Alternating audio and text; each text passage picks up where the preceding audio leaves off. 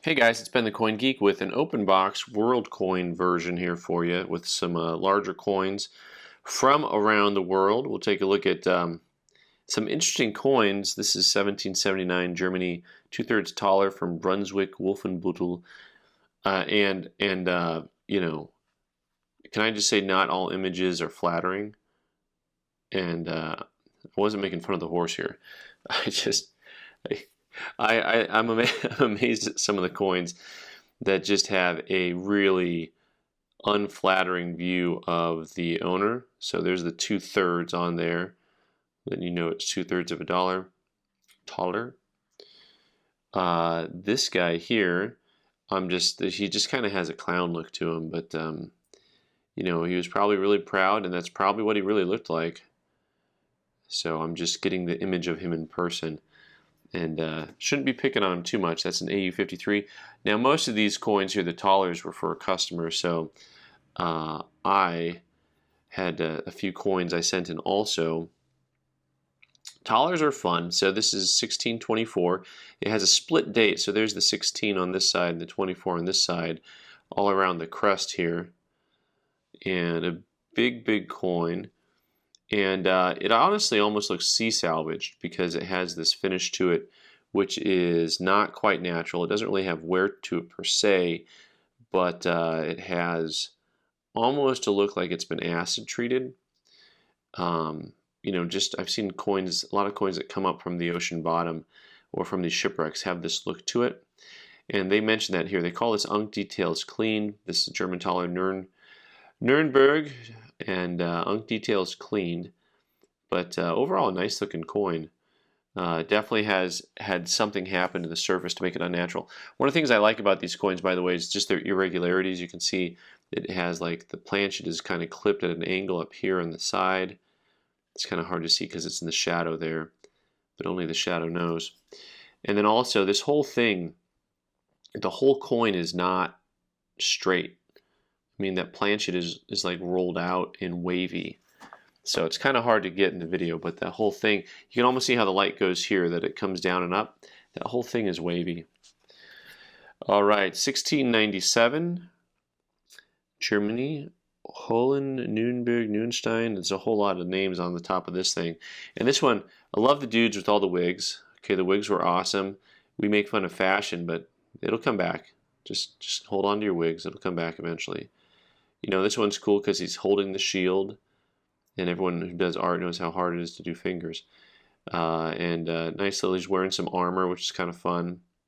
And then all of these little initials around the edge, each letter stands for something. All of them. And so it's like a huge sentence telling you, who it is. And, it's probably, Louis, they got names all the way around. Monet, and there's just all these different letters. Each letter Rex is usually king. You really need to study this stuff to know. But then this side is wild. All right, off to battle, horse, sword drawn, trampling people here, and it looks like there's 3 people down there. I think the devil's doing its nasty work. Something's going on down there that's really, really not good. I can't, I've seen the image before and I think I read about it, but here is, the one person in the background is holding bags of money. This other one looks like they're eating.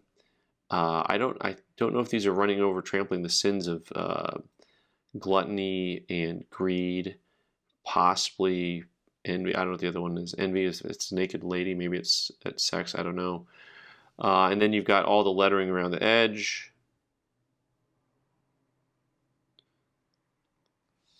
Right. What does it say?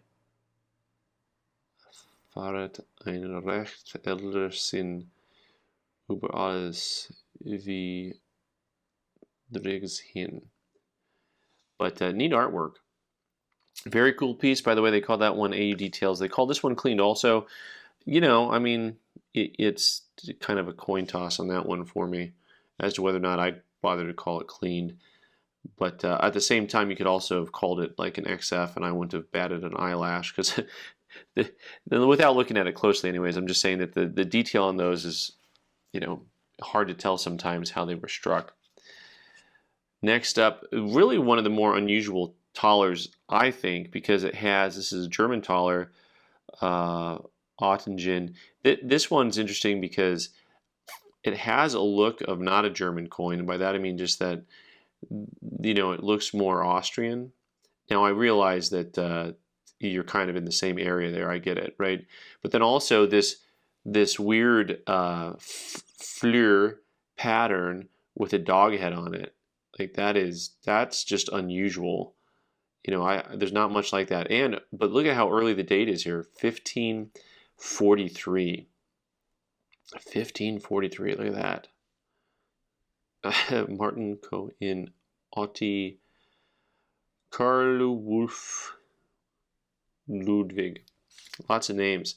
This one, excuse me, this one is not as abbreviated as some of the other ones are, but there's still a lot of abbreviation, especially on the eagle side here, where you've got Og is usually king,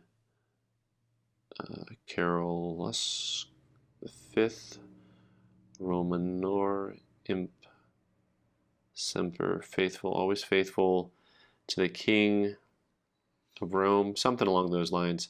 I don't really translate things here, but I'm really good at making it up as I go. Pretty neat piece.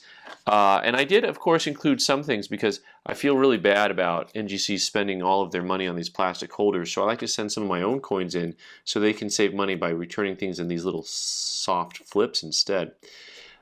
This is a coin from Hejaz and Nejd, Saudi Arabia Real, but it's not because it says it's not genuine.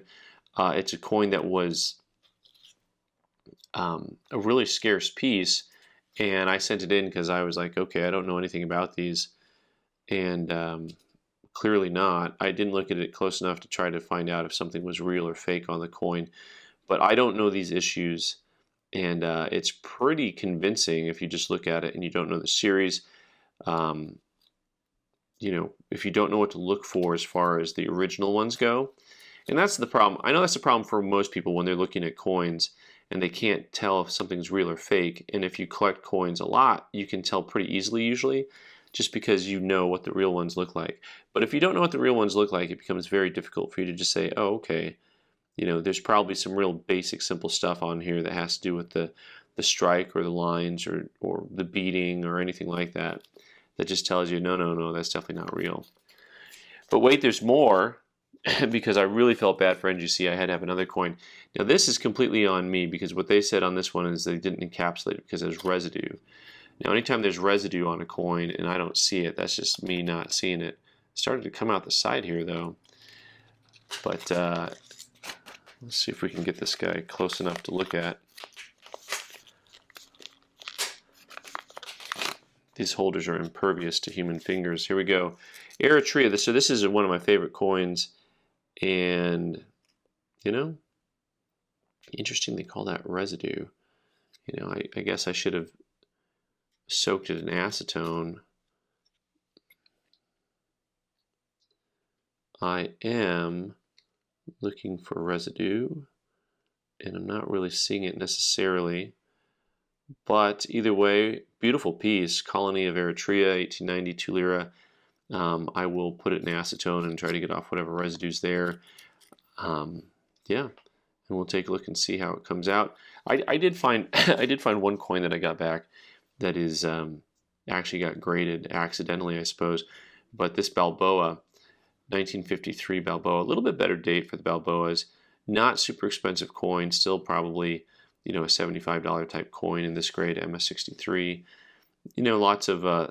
Lots of scuffiness to the coin, but overall, really great luster. So, anyways, fun little group of stuff. Thanks so much for watching. I've been the Coin Geek. You can subscribe by clicking on the owl button in the corner and watch more videos on the right side of the screen. Thanks.